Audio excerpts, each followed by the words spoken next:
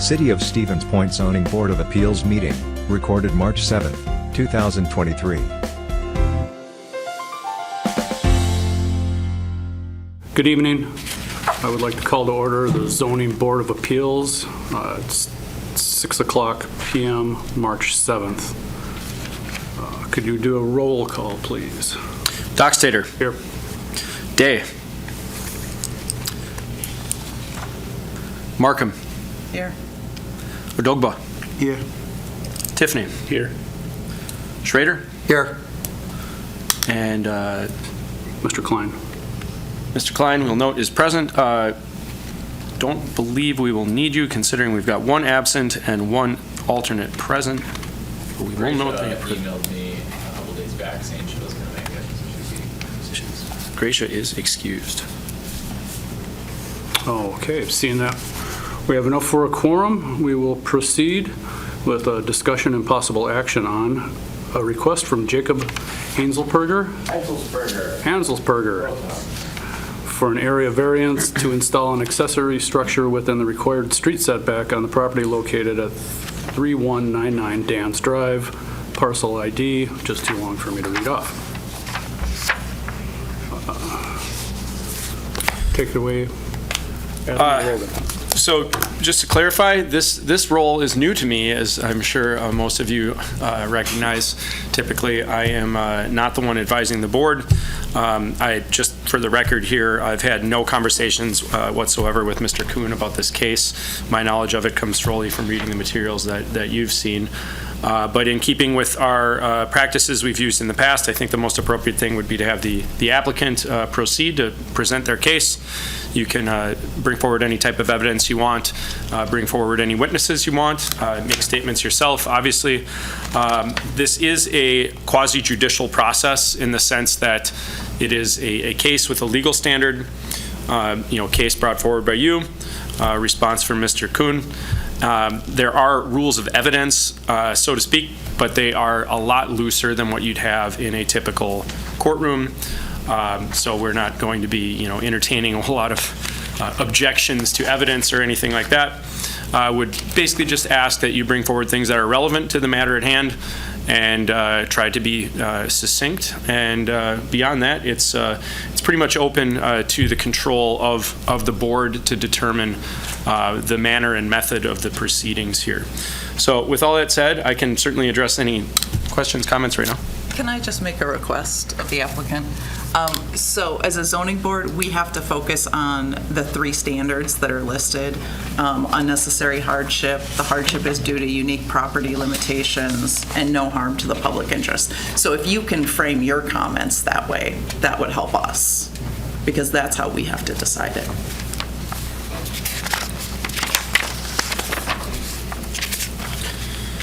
Okay, so with all that being said, the floor is yours. Well, I guess I'll just start from the beginning. We bought the house in September, moved in October, so we had a month to do some stuff.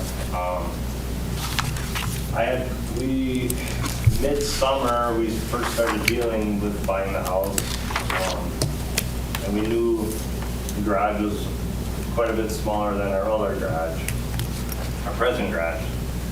And we like to keep stuff nice and orderly, not have vehicles outside, lawnmowers outside, etc.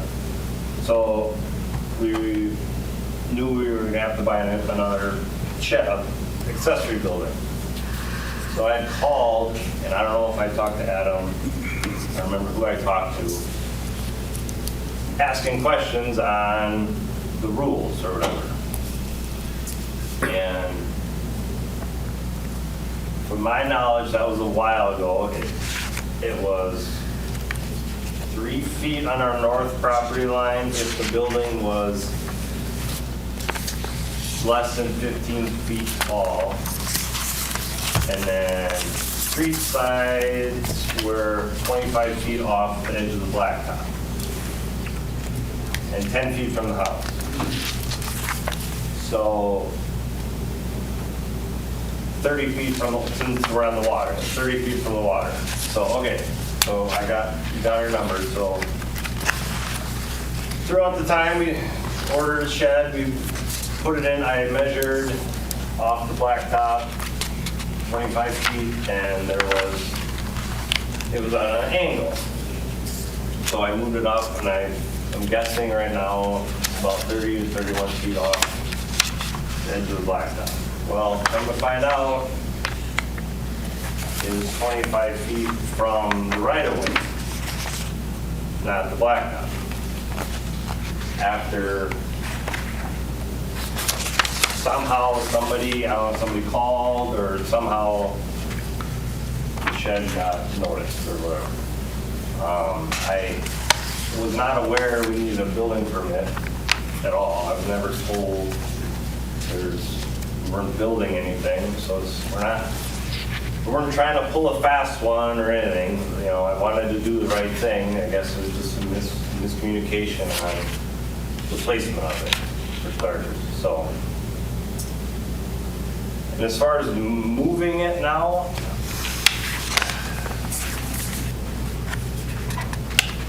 is this okay? Like, I'm just gonna explain why it is where it is, I guess. So, on our north property line, there's a sidewalk that kind of comes down. There's an area there that has pretty, I wouldn't call it steep, but gradual-ish, more of a pitch than I would want to put any vehicle or any building on. You can't put it on an angle. Your doors don't work. You can't function inside a building when it's on an angle. Plus, on the north side, it would be,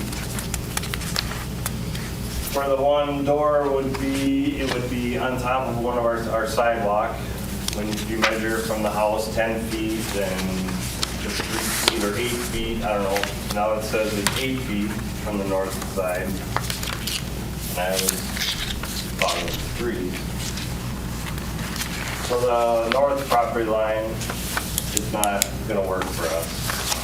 Plus, our neighbor's deck is right there, and the last thing I want to do is upset my new neighbors and put a building so they can't see the water.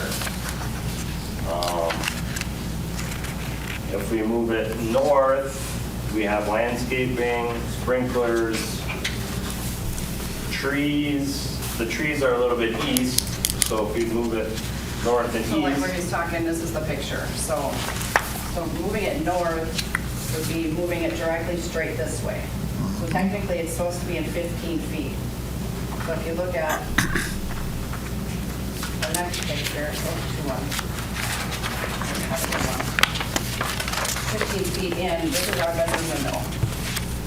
Not that I'm saying that you see it's your house, you probably don't care, but realistically, like, nobody would put their shed right here, so that's why, and we have landscaping, this is all landscaping, all of this, and sprinklers, so if we had to move it 50 feet is technically where it would have to go, yeah, straight from where it's at, so that's where he's talking. Then if you try to go out and away from the house, there's 2 trees that we would have to cut out. So then we would, well then, if we have to move it, we would have to move, I would move it that way because I'm not gonna put it directly in front of my window and stare literally at shed.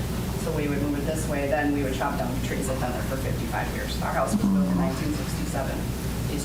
These trees are mature, beautiful trees. So also for the runoff, which is what we put in here, it does help with erosion, runoff, anything like that because it is by a shoreline. So all the roots will soak up the water.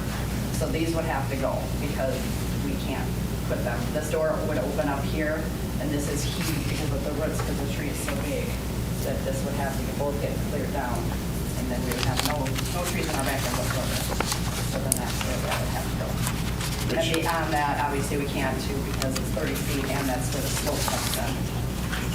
You can see the angle of the slope. That's pretty significant here.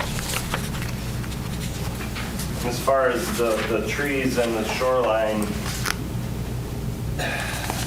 they say the first 30 feet along the water, every 100 feet, I think Adam put this in here. We don't have any trees to help with that. So these are our trees. They're not within 30 feet. They're 51 feet according to the, however, would you get it from your satellite? GIS? GIS. So they want it to be the remaining 70 feet. You clear out 30 feet. The remaining 70 feet, it says here, to cover screened vehicles, dwellings, accessory structures. Okay, well, we moved into this house, there's no trees to cover accessory structures. These are our trees to help cover that. So, and then there's other trees from, if you're coming down Heffron, there's a picture that block it from the other way. So, I don't know, you can't even, you can notice it, but it doesn't stand out. I heard someone made a comment, it's a big shed. Doesn't seem like it. Once again, it is bigger, but people we bought the house from had a lawnmower outside with a tarp, stuff everywhere. I mean, it's a 1967 house, the garage is tiny, so we can keep stuff in there, fishing equipment, kayaks, so we keep a presentable yard in our neighborhood. We've already had neighbors, numerous of them come up to us and thank us for cleaning up the yard. The yard looks amazing. Everything looks great compared to this house was kind of starting to not look so great. They kind of let it go. So we're trying to get it back to its former glory. So. And this is also why we also keep the shed in the colors of the house. So it's just kind of blended in. And it's not done, it's just sitting there. There's to put something around it and on the back like a trellis and Landscape it. And then the other thing is, I mean, it is, the other thing we put is a different circumstance than other people's. And this is pretty much, our street is pretty much a parking lot. This is almost on a daily basis what our street looks like. Fishermen use it nonstop. So it's pretty much a parking lot. I mean, it is a dead-end street. So as far as blocking any vision angles, the shed, it doesn't block anything. And I mean, as you can see on the previous picture that I showed you, it's way far in. If anything, the trees that are existing there block it more than the shed blocks it. So,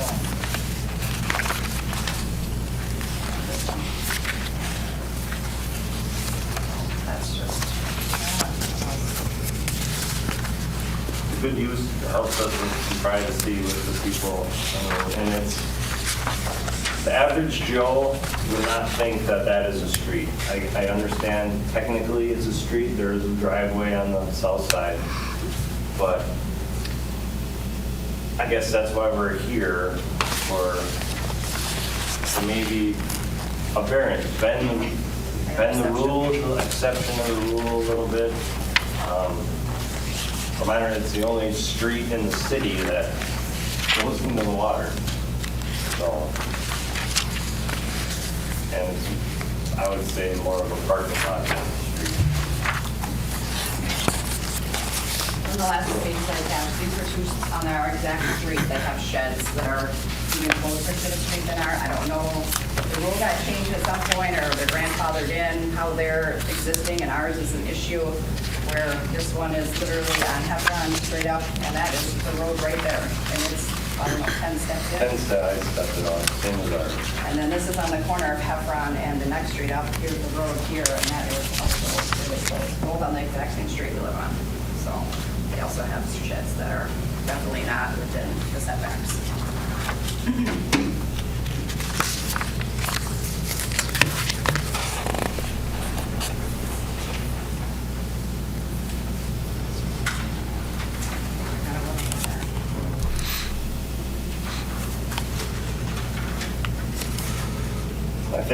I guess we're not asking to put it right on the right of way. We are still 10 feet off the right of way, which gives plenty of room to work in the right of way and extra.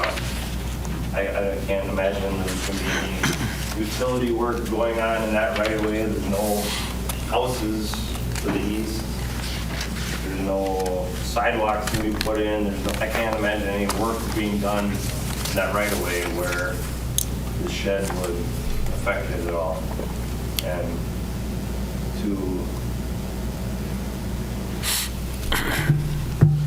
to make us move it 15 feet in or somewhere, I can't see any advantage or any,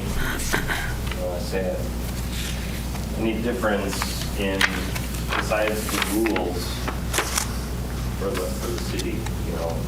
It doesn't fall in the black and white, but as far as function, it's no different. Where it would be in our yard is where it is right now.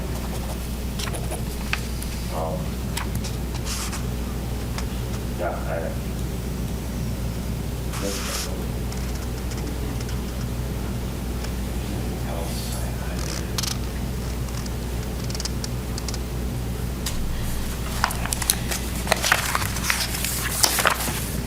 That's the only thing you said about the hardship is when we talked about the voting, what he sent me about the actual rules for granting a variance.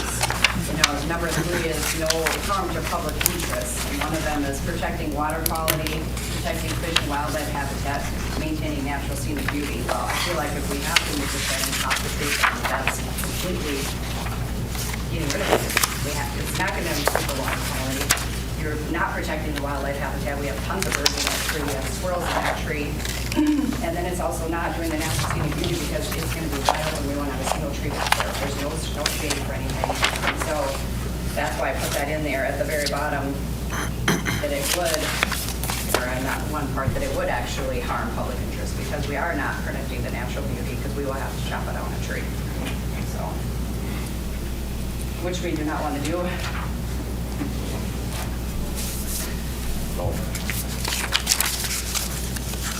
You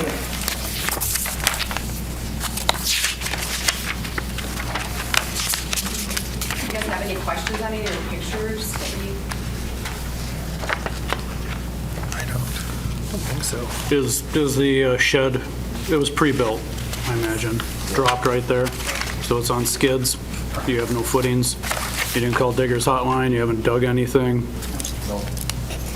so it is movable, it's movable yes. at this point. It's set on concrete block. Yeah. Pavers or whatever, yeah. Yeah. We would have to hire people that put it there. I can't physically. Oh, yeah. So they have it's pretty cool watching them how they do it. Big forklift. Yeah, it's the Amish actually did it. They have a pretty Okay, so you didn't, as long as you didn't dig any holes where there might be some, you know, TDS running through or power lines or a oil pipeline. We did call Digger Hotline when we moved in. Nothing underneath. I just wanted to know where all our stuff was. Yeah. First. Actually, yeah. And as per your sprinkler heads, they can, you know, your sprinkler guy can shut those off. You can cut, you know, if you're gonna, you know, if it's there, you just, you know, stop feeding water to that one, have that blocked off. Right, we have it, it's where it is now, we won't have to do anything, that's another reason why it's there. And you said you bought this house last year, December? October? Okay. I think September actually. we moved in October. But we were, since when, July-ish? Yeah. Just looked at it and, yeah, so, really like it. Can't wait for summertime to get on the water, you know? Does the board have any comments or questions? So on the north side, the biggest concern is the sidewalk and the neighbor's deck. Beyond that, there's really no major The concern. angle of it, the yard, Slope, he's saying. both of the yard is 3%. similar to the big snow. That side's even more, so the only part that's really flat in our yard is from here over. The rest over here actually goes down at the same angle almost as this. So it's more of a slope. There's no levelness on the north side. Right, so, as stated in the packet, it is still an optimum building area as far as slopes go. You would have to bring in fill and, a couple larger footings and everything, but it is doable if you wanted to go on the slope as per the standards that were shown in the packet. I don't know, I don't know where he got his measurements from. So, yeah, anyway, you can. Slopes suitability for urban development, right there on Yeah. page 6 of 9 or 14 of 19. Yeah. Any other, That spot would be the angle of the shed. We would have to build it up, and then the one ramp would be on the sidewalk that goes into the landscaping. And then, yeah, the neighbors would. The neighbors have like a split rail fence along there, and then they have like 3 trees and split rail, so once we put that, all they would see is the back of the whole shed. But basically would run the whole area of their open yard, so they would stare that way into everything. Granted, they stare this way, but to look this way, it would be completely cut off. I was going to say, A sidewalk that goes like this, so I don't know as far as the sidewalk, but. And that would be in front of our sunroom windows Right. also that. So, Because our house is almost completely positioned as far as it can go. So it's like if it would, it's so awesome if they would position the house the opposite direction.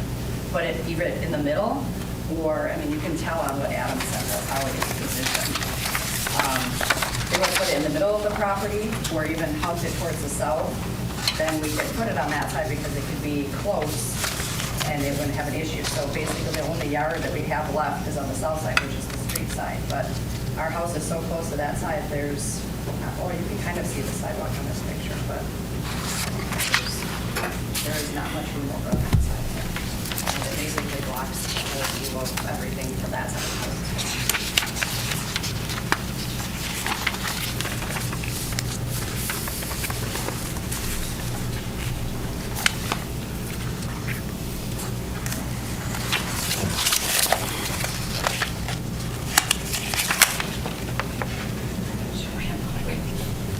This is what, yeah, that picture exactly. So this is the sidewalk that wraps and the house comes around. There's a sunroom Correct, window a right there. sunroom. This is all windows all the way around, 3 sides. And then this is the neighbor's fence and then this area, but this area is all slope starting that way. This only over here is the part that's level. So this, I don't know what degree slope it's at, but it is sloped, but that's where we're looking. It's not it's a 4 seasons sunroom, not like a 3 seasons or anything. It is completely finished and everything, but. So again, where we have it now doesn't affect any neighbors, doesn't affect us, doesn't hinder any, like, it's 15 feet off the rules. So I guess that's, And so that's why we said we were asking for the yeah. additional, a 10-foot on.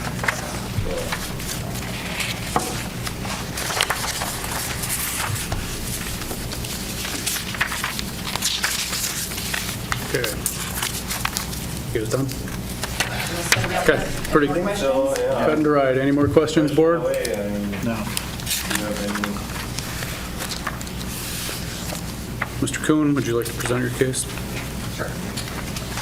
Thank you, Chair, and thank you all for attending this evening. So I want to start by just giving a summary of really how we got here. And I'll ask the Chair, and I'll give you a little cue. I have some slides here on the presentation. So if you could jump 3 slides from now, from where we're at, one of them. This one? Yes. So this property is zoned R2 single-family residential and is used as a single-family residence, as the applicant alluded to. So some history here. So in January of this year, that is when I first became aware of the shed being installed on the property near the south lot line. And with any code enforcement measure, if you notice something and you question, hey, does this meet code? Was a building permit obtained? You do some research. on the back end, and that's where it was determined that a building permit was not obtained, and then also during that street observation that the shed was located within the required 20-foot street setback, which I'll talk about in a little bit more detail later. So January 17th, the non-compliance letter was sent to the applicant, which is located on the last 2 pages of the agenda packet, and then on February 21st of this year is when the variance application was formally submitted. So next slide, again, the variance standards, these are listed in the packet, but just for context as far as reviewing the case and will really be the basis of my presentation before you all tonight. So really to give an overview on the next slide, we'll talk about setback requirements, especially in this case for accessory structures.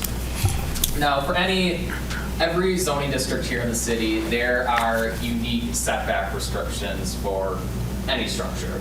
And this property, given its zoning as R2 single family, the first chunk on the screen here shows really the base setback requirements. So street yard setback of 25 feet, side yard setback a total of 20 feet with one side not being less than 8 feet, and then the rear yard setback, which would be 20% of the lot's depth. Accessory structures are a little bit different in that there are exceptions in our zoning code as far as required setbacks from the street side, from the side lot line and from the rear lot line. So this was something that the applicant alluded to earlier. Really the threshold in order to ask for side yard setback or rear yard setback not less than 3 feet in height. There's really 2 standards that you have to meet. The first of which is that the height of the accessory structure does not exceed 15 feet in height, and then the second of which is that that structure is situated at least 10 feet away from the principal structure on the lot. And that's more for fire code related purposes. If you're within 10 feet, then you have to have fire rated walls, which is a whole another ball of wax from a building inspection standpoint. So one thing in regards to this property and any property who abuts a waterway, a river, in this case, primarily here in the city, McDill Pond and the Wisconsin River, is that there is a required 30-foot setback for any structure from a navigable water, stream, river, lake, etc. So in this case, really McDill Pond, the shoreline of McDill Pond is the basis where you measure the 30 feet back. So the next slide, we'll talk about the first standard, whether or not there is a necessary hardship present. So really the text from the zoning code that's shown on the screen here is really the review criteria that this board is supposed to look at in regards to a hardship claim.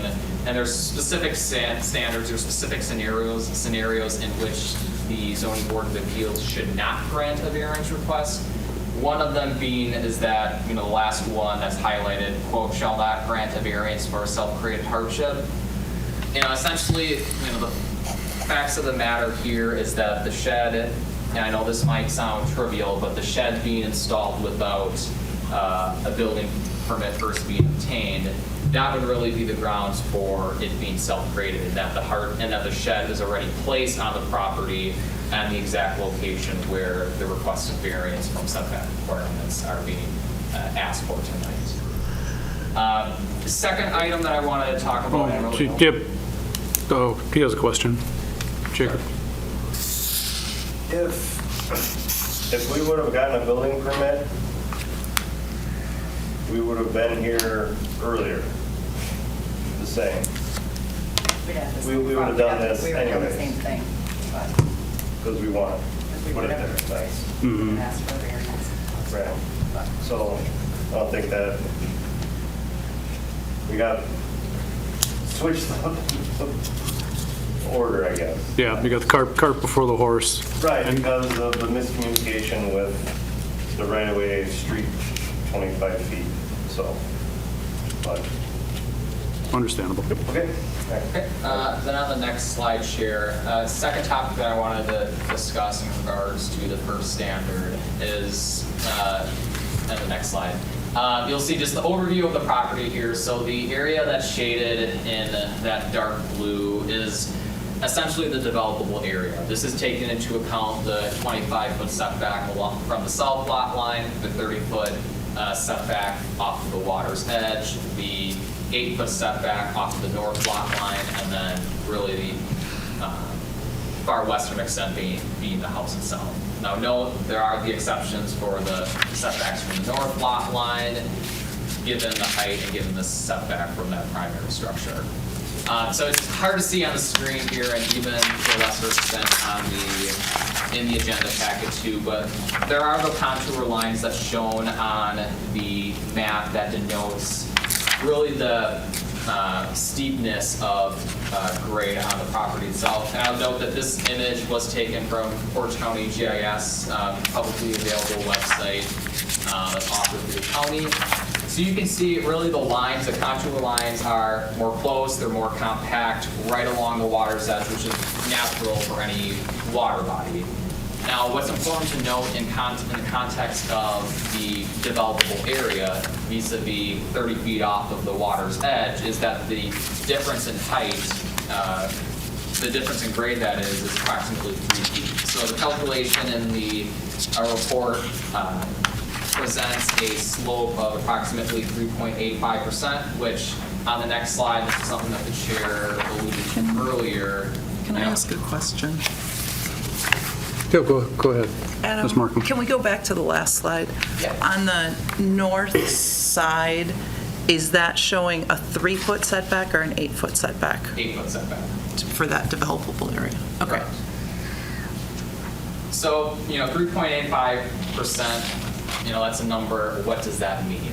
So the image on the screen here and on page 14 of the agenda packet shows really the slopes and what its suitability for a given type of development, residential, commercial, industrial. And this was taken from U.S. Department of Housing and Urban Development, essentially outlining these federal standards as to optimal slope. Now, naturally, for any development, especially for developments that have, say, a basement, you want to have a little bit of slope so that water can flow away from the building itself, so you don't have to worry about water retention within the building itself. So, really based off of the findings here, based off of the chart, this is of an optimal slope for the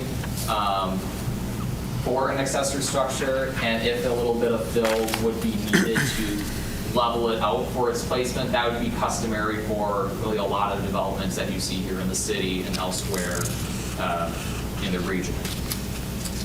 Next slide, we'll talk about, I know there's comments about the tree cutting, specifically as it relates to our shoreline requirements. So the verbiage here that's highlighted says that, quote, tree cutting in the first 30 strip paralleling, that's the word, the shoreline shall be limited in accordance with the following provisions, quote, no more than 30 feet in each 100 feet as measured along the normal high water mark shall be clear cut.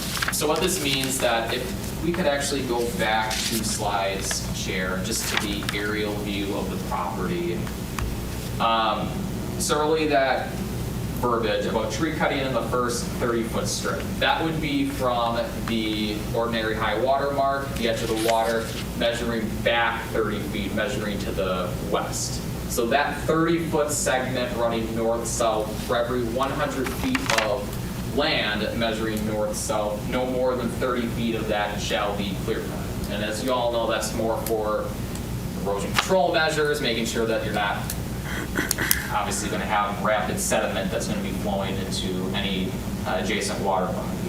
Now, the reason why I brought this up in the staff report is that the trees that were mentioned by the applicant, these do fall outside of that 30-foot strip. So in the context of, are there any restrictions in our zoning code that would prohibit those trees from being cut?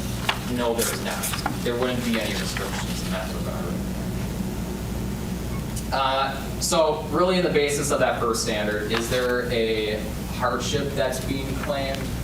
I don't believe that is. I don't believe that there would be grounds for saying that undue hardship would be present by having to meet current zoning code requirements.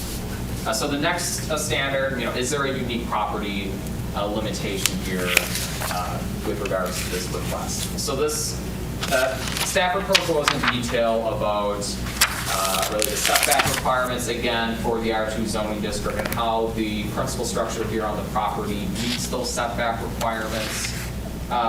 Some of the things I wanted to talk about is on the, there we go. Again, the permitted locations of an accessory structure. That is basically the identical picture of what was shown a few slides back, just different background. But one thing I wanted to talk about here in regards to unique property limitation is the lot size itself. So within the R2 district, there is a minimum lot size requirement of 8,000 square feet. This property is approximately 21,022 square feet in size.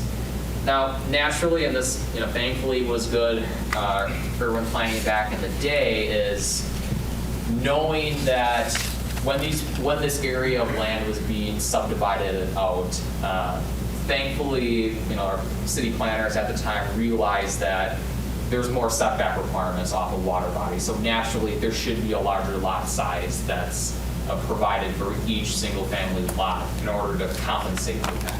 So, but generally speaking, 8,000 square feet is the minimum lot size requirement. This property is over 21,000 square feet, so it's well exceeds the minimum standards. Lot size requirement exceeds the lot width requirement, that is, exceeds the minimum lot width requirement for the R2 district. And the last thing I want to talk about, and honestly, this was a very interesting finding, I guess, on my end, is really the purpose of this chunk of Heffron Street east of Dams Drive.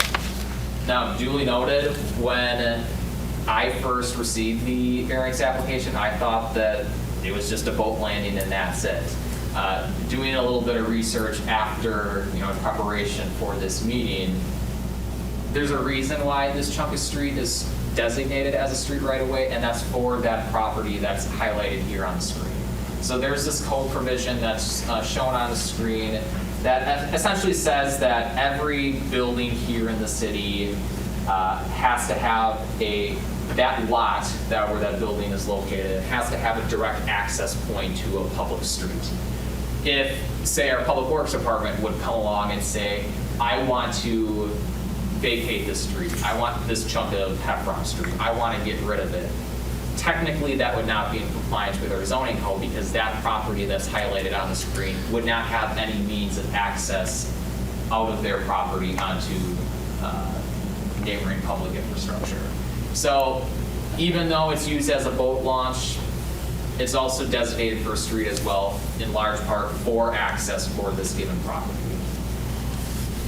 And then the last standard for impact on the surrounding area, truth be told, I don't believe that the requested variance would have a negative detriment on the surrounding area.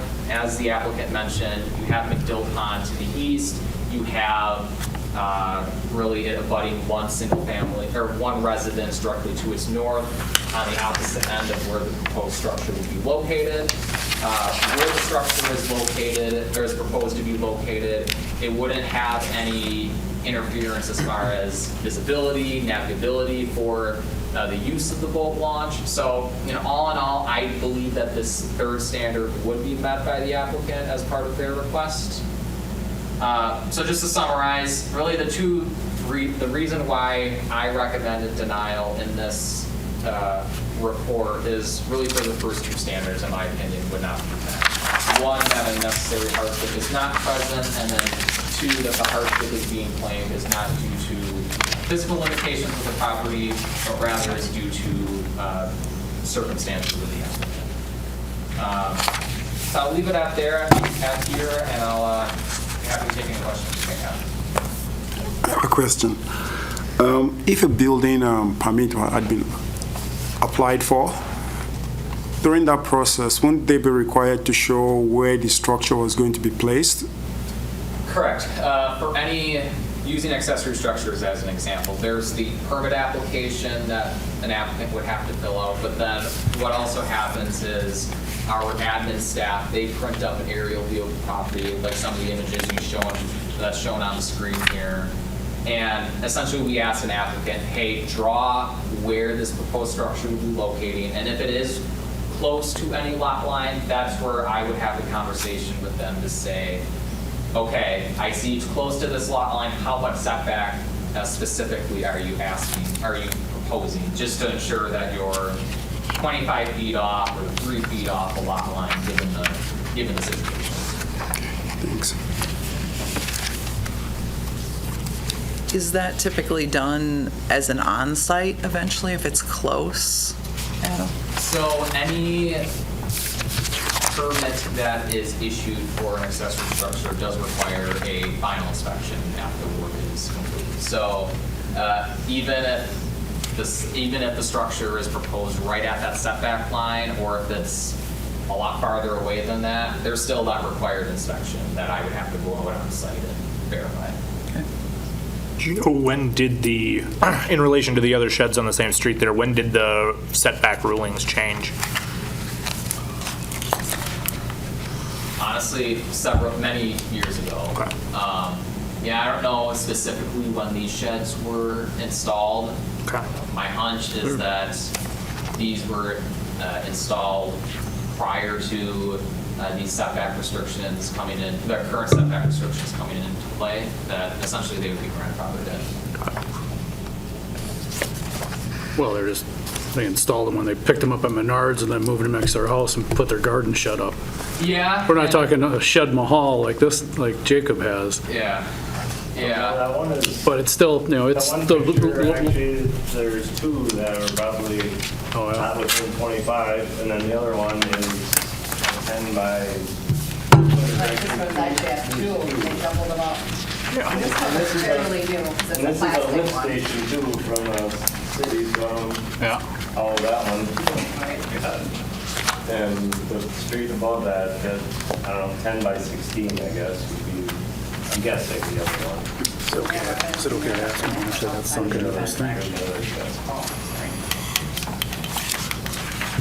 This one, I mean, this one doesn't have That could be a Menards shed. Yeah. I'm just curious, thanks. I have a question for the applicants. How much money do you have sunk into this project? If you don't mind saying. Shed and labor. a little over 9,000. What are the dimensions of the shed? 12 by 24, 7-foot sides, there's lofts inside. They have an upgraded floor. It's about 12 feet to the peak then? 11, something like that? Could be, maybe not that high. Yeah. 10, 10, 12 I have one that's almost identical to that. That's about, I think it's like 11'6" to the peak, so I was curious. That's perfect then. We actually, we upgraded the back side with the window. That way it's a little bit more aesthetically pleasing, so it looks a little bit nicer. Shutters match the Shutters house. to match the house, so that way it looks a little bit nicer, so, that side looks a little bit nicer. Once again, we were thinking about the landscape around it. Didn't run, there's no electrical? Didn't run electric, so Solar lights. solar? It's probably working very good, actually. Right. Okay. Adam, do you have anything more to add? Does the board have any other questions for the applicant or? No, please don't. I guess the biggest thing is like, throw the rules. I don't want to say throw the rules away. I understand rules, I totally get it, but like, you wake up in the morning, look out your window, and then, I don't know, you want to be able to see the water, and where it is now, it doesn't affect anything impacting the surrounding area. We both are in agreement on that. So if it doesn't affect the surrounding area or the city's right of way or anything like that, then I don't, it's a problem.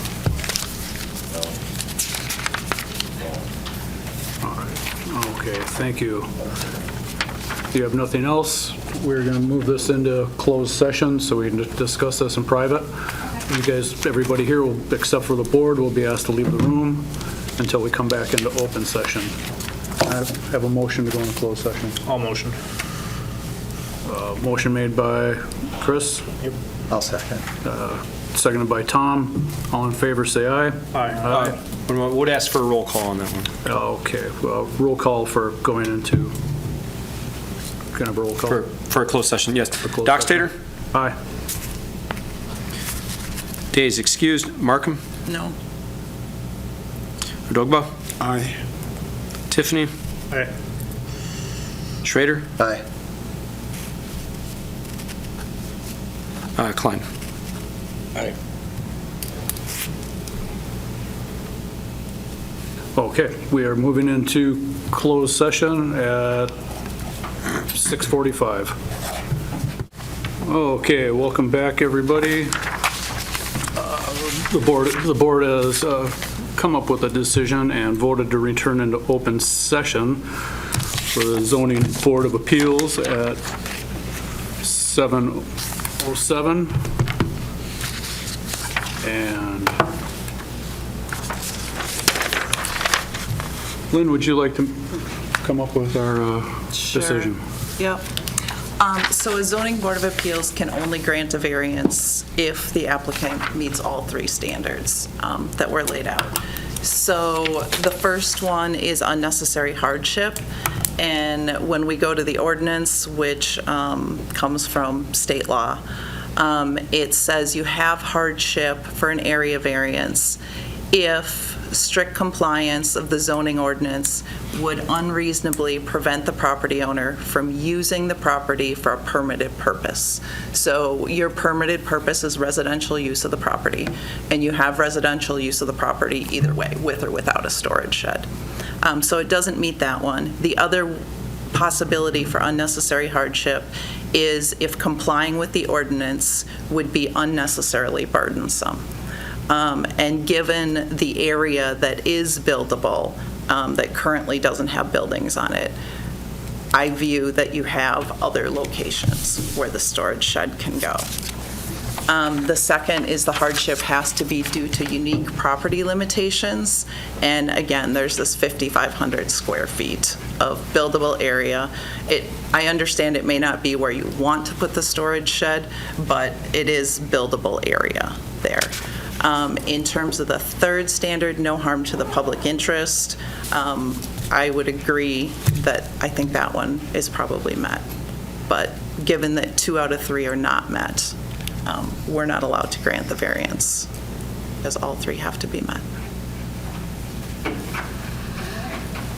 we have to vote on that? Why do we even come I got here? a second. Right, I thought that. Well, It was already denied right here by him. Why would we even come here? I thought that it was an exception to that. He can't grant that, but then you guys can, and it doesn't have anything to do with those things, but it's an exception on top of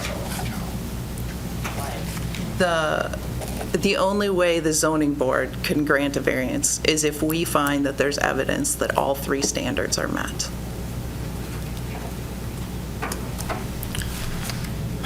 We would need a motion and a second as well as a vote. Actually, I have a question in regards to, I guess, next steps. Is there advice from the board as to when compliance should be brought forth for the accessory structure? Or is that something that you just basically I leave direct staff enforcement to staff. Okay.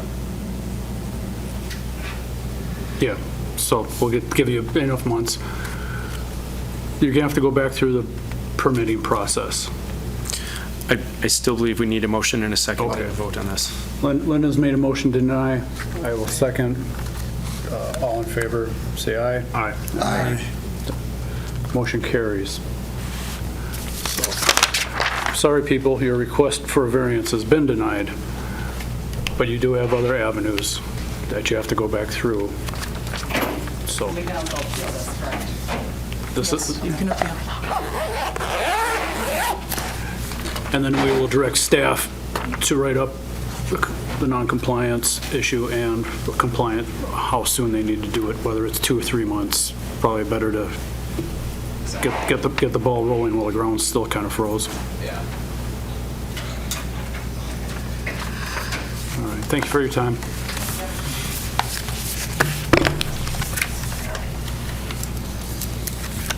I make a motion to adjourn. Do we need one?